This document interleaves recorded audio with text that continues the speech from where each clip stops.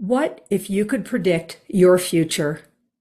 Does this seem too good to be true? It can be done. All it takes is using your mind to give thought to how you want your future to look. What is it that you want to see? How do you want to be? And how do you want your life to go? These questions can be answered by you. This isn't about manifesting, it is about creating. If you want to be healthier, speak to your future healthy self and tell her, what are you doing today to help her be healthier? You want to be happier? What is it that you can tell your future self you are doing today to create a feeling of being happy? Thinner, richer, more of something, or less of anything at all? Dear future self, here's what I am doing today to support you. In this podcast, Dear Future Self, based on the book by the same name, author Susan Axelrod, the confidence coach, interviews women who understand the benefit of speaking out what they want for their lives. Why is this important? Because speaking to your future self supports you here and now. What would you say to your future self? Hello, friends. Susan Axelrod here, the confidence coach. I am delighted that you are joining us for these important conversations, speaking to our future selves. This has been such a fun experience for me, so fun that I decided to put all of my articles, all of my materials, all of my thoughts into my own book called Dear Future Self. As I wrote my articles and began to curate them and gather them together in this anthology, Dear Future Self, an anthology to inspire self-confidence, I knew that I wanted to offer other women the opportunity to speak to their future selves. And so I put out a request, and several women got back to me with their own Dear Future quote selves. Dear Future Self quotes. And so then I decided that the material was too good to lose. And that's how this podcast came to be. I promise you that every episode of this podcast, you will learn and you will see how it is that you can affect your future self. It does start with believing in yourself. It does continue with trusting yourself. But by the end of the journey, you will be more in your own control, which is what I hear most often from women I work with regularly as a confidence coach. Today, I'm delighted to be introducing you to someone who is an old friend of mine, someone I have worked with, who has worked with me. We have a beautiful synergistic relationship, and she has been one of the people who always responds first to my crazy requests to do anything. Susan Cohen is a divine intuitive colorist, and I myself have experienced her divine gifts. I am delighted to welcome you, Susan. Hello, welcome to the podcast. I'm so happy to see you. I'm happy to be here. Thank you for that beautiful intro. Yeah, absolutely. Well, I've learned in my life, Susan, that there's just synergy with people.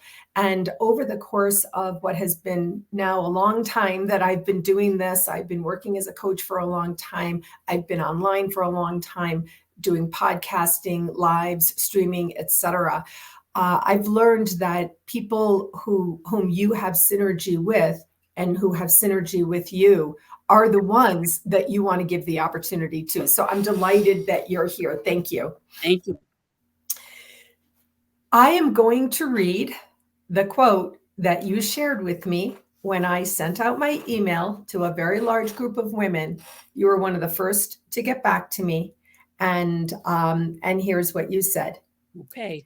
My email explained my thesis, and then I invited you to write your own Dear Future Self quote. And here it is. Remember to have a kinder self-dialogue. You are worthy and deserve to be happy. Don't forget that there are people in the world that love you and appreciate you. You are not alone. Don't forget to embrace the loving moments and disregard the pettiness that sometimes steps forward. You are loved and you are worthy. You know I love these words, Susan. I want to ask you, from the time that you wrote this, which might have been sometime within a year, Mhm. how has this resonated with you? Very strongly. I think that was a launching pad for me in writing that out and seeing the words, to really do the work. I had a very loving parents, a very loving family. However, I dealt with a lot of trauma by myself. I did not share with anyone that I had been molested by a grandfather, and I had been raped in my adolescence, and pursuing a career in performing also had its episodes of abuse. And I found myself in a pattern of self-destruction. I did not feel loved. I did not feel worthy. And consequently, I struggled over the years with addictions. I overspent, I overate, um, anything to stuff in the emotion. Mm. So it's been a hard journey, but I believe that I'm coming out soon on the other side. I'm doing the work. I'm on Weight Watchers. I'm trying to keep track of my spending. I think I shared with you, I was unfortunate to be victim of a scam where I lost a considerable amount of money, but I'm not beating myself up anymore about it. I felt a lot of shame after that episode, but I'm determined not to be the victim. And I am worthy of love. I am worthy of success. And those words really solidified that belief in me. Wow. Hold. I want to breathe. Thank you for sharing your truth here.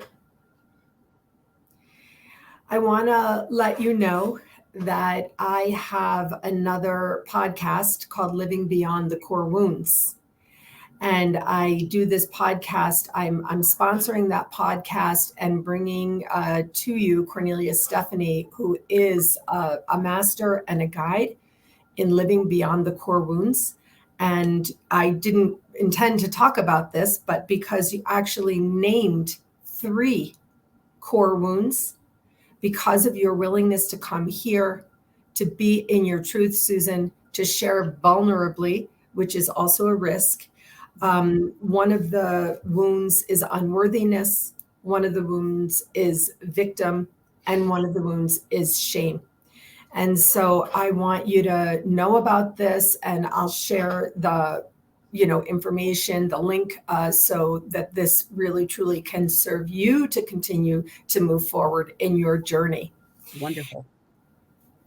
I love the idea that you say that the simple request that I put out vulnerably, right? You ask people things, you don't know if they're going to, it's a risk. Everything in this type of business that I'm in is sort of a risk. But I couldn't know that you would take it down all the way through, all the way down to your soul. And that's what you did, because your soul rose to meet this request. Or If I may, I am very, for lack of a better word, enamored of you. I think the way you put yourself out there every day and show your vulnerability, you're a wonderful role model for other women. And that has been something that I've watched from a distance for quite some time and have gracefully accepted as being one of my own missions to help others, hopefully. Thank you so much. I have chills. Again, of course, I didn't know you were going to say that, but I want to thank you so much because, it's not easy sometimes. But when you're called to show up in this way in support of other women and humanity, because our children are watching, then you take that risk. So thank you so much for those words. I'm deeply grateful. So the opportunity came to you, your soul rose to meet it. Your soul was ready just at that moment to meet it. Agreed. You and I have done other broadcasts together when you weren't yet ready to share and reveal the most difficult truth of all, of predation. And now your soul has, risen through your inner work and through your commitment and through your accepting the divine gift that if you are willing to speak about these things, you might help others. Now, Exactly. I introduced you as a divine intuitive colorist now, but you had a long career as a teacher. Yes. And so all teachers are angels and heroes and saints, and all teachers really have this soul place for the children they teach and the children they love. So I know that all of this is intended for you to support any child who becomes supported by hearing someone share their truth. And not only children, but adults that need to heal their inner children. I That feel is very the strongly about that. Yeah, that is the basis of the work with the core wounds. Cornelia and my dear friend Nadine Searle, the Calmer Self Coach, have a long podcast series on healing the inner child as well. So this work is absolutely vitally important because as we heal the wounds of our childhood, yours were extreme and severe, not having to do, like you said, with your parents per se, or your family per se. But as we heal, then we can rise. Absolutely. And so, in particular, I love that you call in for your future self. You are not alone. The story that you shared with us, and then you said, I never told anyone. Right. And so you lived for many years of your life in aloneness and probably deep and abiding inner loneliness, Absolutely. even if the outward did not appear. Is that true? Absolutely. I'm a great actress. I can be very perky and upbeat. I am by nature, but it's not something that I've ever shared with anyone. In fact, my childhood friends, I recently wrote a manuscript. I haven't done anything with it about that part of my life. And I had them read it because it was a little too painful for me to get into. And they all came back and said, we had no idea. They knew me from a child on, and they never saw any sign of any, trauma happening in my life. And that was for good reason. I did not want anyone to know. Right. Oh, there's so much here. I'm inviting our viewers and our listeners to take their pen and pad and write down their feelings and thoughts about what we're sharing today, and especially to write out for themselves if they have any secrets that were deep down. I created a thesis a few years ago now called Secrets and the Lies We Tell to Keep Them. And this is coming up for me now. And, honestly, Susan, with the Me Too movement, I know that you must have been looking around you in amazement and shock at how many other people began to reveal the predation, the rape, the attacks, the experiences. And even as I say those words, I learned during the time of Me Too that a man just simply putting his hand on a thigh of a girl is a form of attack. It's a violation, of It's a course. violation, exactly. And so from the whole scale of that, you must have, I wonder, did you look around and say, wow, there were so many others I didn't know? Yeah, what I think is interesting is that I didn't share. I mean, I found a little bit of not validation, but concern and a little bit of anger, I'd have to say, that other people had to suffer this. Um, it's always in the back of your mind as you're going through these horrible things. Why me? What did I do? It's always self-blame. And I think that I felt compelled to go to these women and say, it wasn't you. You have every right to be angry. But I think by sharing, they knew on some level that they were wronged. Yeah. That's a very deep space, the child who is attacked, the vulnerable child who is attacked, that, like I said, it's called a core wound. It goes deep into your core. And that's why we're having this honest conversation today. I wonder, Susan, in the Dear Future Self thesis, even the Me Too movement from the time that you and I are recording this it's many years now, but it wasn't that long ago. But you said even then you didn't share. And from that time to this, I wonder if you had been given the opportunity at that time to write to your future self and say, I shared my experience. Dear future self, I'm taking care of you and your psyche and your spirit and your soul and your mind and your body by sharing today what I experienced. In other words, letting it out. You see what I'm saying there? You were asking if I would have done that? Well, I'm wondering, now in our awareness of this idea where you said the opportunity to write out a quote to your dear future self, you are loved, you are worthy.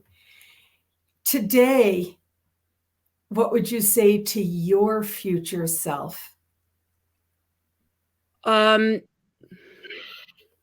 we progress and evolve to such an extent that 3 years ago, when you and I did a broadcast, you were working on a book. Then it wasn't done. You had all this stuff in you. It wasn't shared. You were teaching and you were wanting to retire. You're now retired. You've grown and evolved and progressed so much in just a few years. Yes. I would say, dear future self, keep going. You got this. I also want to mention, in addition to the trauma, I was born with gifts. In addition, I'm grateful. I'm an artist. I'm a musician, but I was born with, for lack of a better word, elemental gifts. I could see auras. I saw colors when music would play, and I think there's actually a medical condition for that. But I no longer see colors as readily as I did as a child because my family would squash that. I would share with them in my, jubilance that, oh, you've got violet and red around you. Susan, that's nonsense. It was that kind of thing. And so over the years, I've always had a great imagination, but I realized later when I did the work and the study that I was clairvoyant. I was able to see things that were real. So in a sense, that was a form of neglect in my mind because I wasn't allowed to foster it. It was squashed. But I no longer have that issue. It's I've been doing the work and the study, and I'm back, baby. Yeah, that's amazing. So, I'm taking notes as we're speaking. That's why I keep looking down. And I wrote down in my jubilance, one of, a thesis of mine is that as girls, we are born into purity, we're born into personal power. And then often I've said this countless times in hundreds of, places, it is predated out of us. Oh, yeah. It is predated out of us. It is shouted out of us. It is stolen from us. It is imposed, down, on us. And that the power girl at 6, 7, 8 begins to lose her voice. And that is the work that I do with women in confidence coaching. So often is they come to me maybe for a job, maybe for a relationship, maybe in a transition in life, but underlying all of that often is helping find voice from the girl where it was stolen away, even if only by extremely unintended experiences. Right. If a parent or a teacher or a pastor or whatever doesn't intend Right. but as soon as you said in my jubilance, the vision that I see, that gift, that the energy vision that I see is the power girl. And that's where, dear future self. Now, this is really deep, like we're really totally in this conversation right now. The dear future self thesis does not take us away from the mindful presence. No, It's not. quite the contrary. Mhm. The word future is in the dear future self thesis, but dear future self, I love you. I care about you. You are worthy and deserving of being healthy and well. For me to get to that point today, I am doing this. So this is another example. Again, I could go back to that video conversation we had 3 years ago, and then 1 year ago about you wrote these words in response to my request. Don't forget that there are people in the world that love you and appreciate you. And that's where we go. And so now we can sit here today and imagine who we want to be and how we want to be. That's my 2-part seminal soul question. Who do I want to be and how do I want to be? And then what do I need to do to get there? And so you mentioned, I've done earlier in our discussion, you said, I've done the work. So let's talk about what that actually means. I know what that means, but I want to share this idea of the work, as we call it, or the inner work. So how do you do your inner work to help you evolve? Well, I meditate daily. I think that's really important, and I journal. And I think between meditating and journaling, I can be true to myself. I reveal things that I might not readily want to accept. And then, I've had your traditional counseling therapy, and I rely more and more on my own intuition because I believe that my intuition is my navigator, my compass, so to speak, and that's what works for me. Well, for our listeners, I will tell you, I have a big, fat, huge smile on my face when Susan says I rely on my intuition, because the business system that I created is the intuitive business system. The work that I do is helping women open up and allow their intuition to rise. And that is what happens in maturity, Susan. It is one of the things that gets snuffed out early. Even, we both know hugely successful, hugely wealthy women. And if you're sitting quietly over coffee with them, they may likely reveal, money still doesn't buy everything, right? Wealth, success, even influence still doesn't buy the health of my child or the, improved marriage, partnering or whatever, that, it doesn't buy my voice. It doesn't buy my confidence, because that's all, like you were saying, above the surface. And Right. you and I are in the world below the surface and allowing that intuition to rise.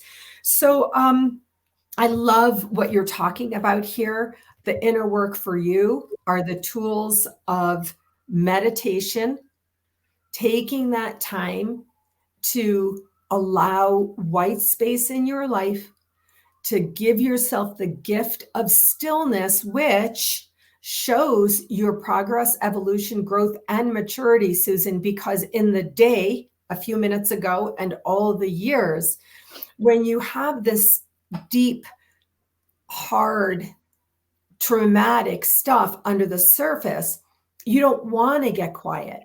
You Right. don't Exactly. want to get quiet within, because then you have to sit with the muck, I call it, and the Relive mire, and Exactly. relive it and think about it. And then the questions, why me? What did I do? Come up. So the fact that you're sharing that you meditate daily is a huge thing that I want our listeners to and viewers to really understand, that the inner work that we're talking about, which is incremental, step by step, little by little, rise by rise, that could allow you with this stuff under the surface to be able to sit in quiet. Is I that right? highly recommend it. Absolutely. Mm. Yes. I mean, I'm not a person by nature that can sit still. I've always been very high strung. And I often wonder lately if it's because I was running from myself, just to scramble and not take time to think about what preceded me. And now I'm able to, especially since writing it all out, I'm able to forgive, not forget, but forgive and move on. So here's one of my journals. And another tool that you mentioned is what you just said, journaling. Writing changed my life. Journaling changed my life. And from my journaling came posting, and from posting came writing, and from writing came publishing. And I published 5 years in a global online magazine for women. I have 4 books published. I'm working on my 5th book. And I write most days.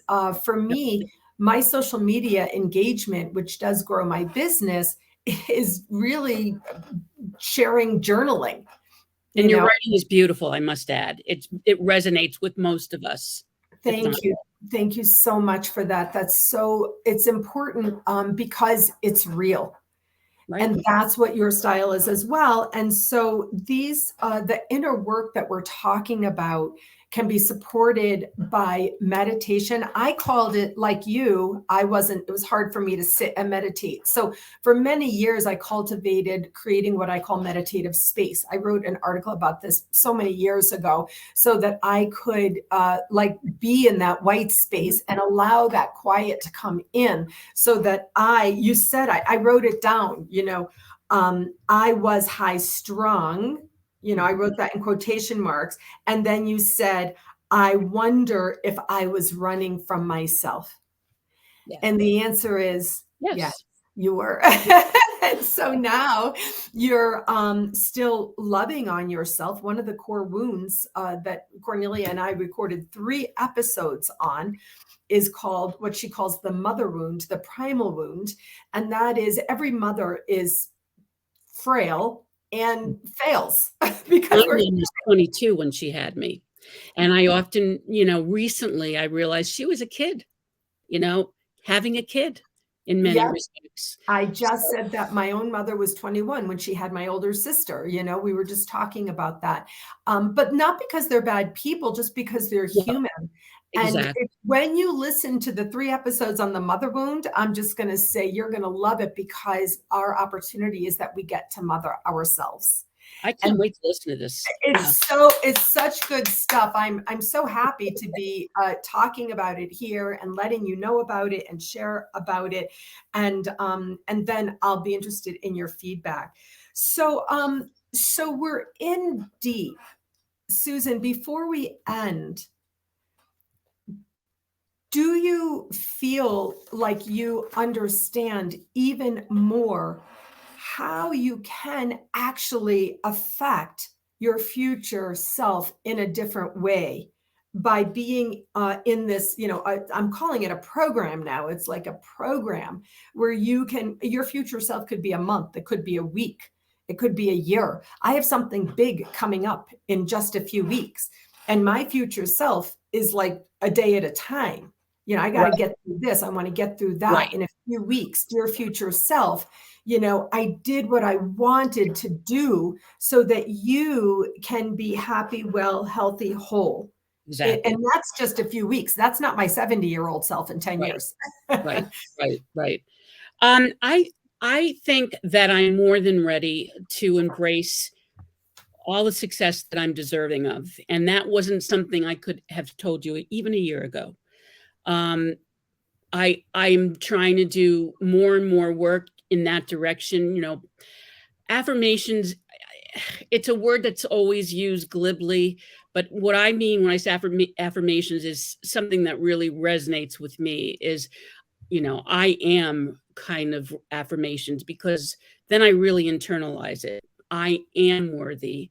I am worthy of love. I am capable of abundance and prosperity. I mean, these are the things that I talk to myself all the time about, because that little girl was in me. It's still in me, but she did not feel worthy of anything other than crap coming her way. And that's done. Yeah.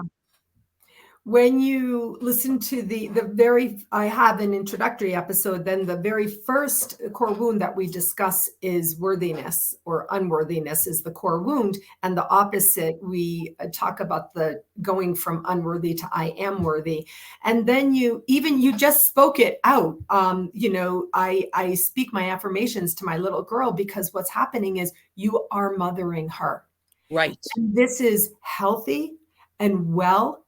And it's miraculous when you decide to take in, right? You are the future self of that girl. I have a young woman who was a victim of severe and extreme child sexual abuse. And she's so well and amazing now. And I've said to her, could you imagine if somebody then had said to you, there's going to be a future that looks like this? Right. She wouldn't have been ready. She wouldn't have been ready. She wouldn't have been able. But we, in our maturity, can move in that direction. Dear future self, I'm doing every single thing in my power today to ensure that you will be well and healthy. Absolutely. Susan, thank you so much for this beautiful conversation. Thank you for your kind words. I'm really touched and moved by them. I really deeply appreciate them. And I always appreciate your stepping up to the opportunities that I offer. Thank you for being my guest today. Yes. And wishing you all the best with your continued success.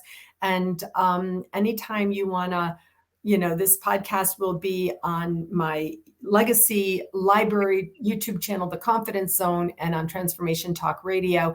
And then you can come back and share Dear Future Self comments anytime you want. Wonderful. Thank you for having me. You're very welcome. Take good care. You too.